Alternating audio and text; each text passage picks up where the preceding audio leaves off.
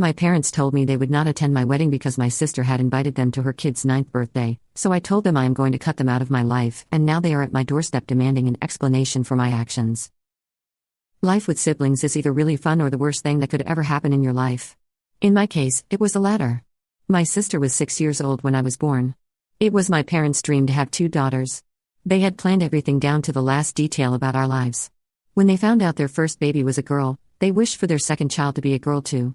Our names, our favorite color, and even our future were laid out for us before we were even born. Once I was brought into this world, the pressure that I was put under to follow in my sister's footsteps was massive. You see, she's the golden child, the one with good looks and athletic interests. She was everyone's favorite.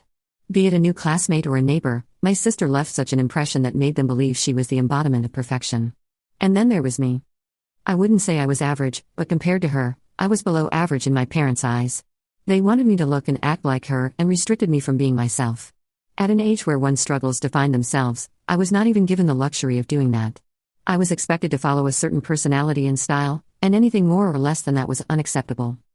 Growing up as the neglected child who stayed in her sister's shadow for the longest time, all I craved was my parents' attention and praise. The slightest mention of positive feedback from them used to make my day. Pathetic, I know, but it was everything to me at some point. My sister made things worse. She was my bully and a good one at that. When I completed high school as valedictorian, my parents didn't attend my graduation since my sister was hosting a party at our summer house with her friends. They gave me several excuses, saying high school graduation wasn't that big of a deal. It was the breaking point for me. I knew I had to get away from them to live freely, so I opted for the college furthest from my home. I enjoyed my college life and studied my favorite subject, English, which wasn't acceptable to my parents. I learned to ignore them and live my life the way I wanted. There, I met a guy and fell in love.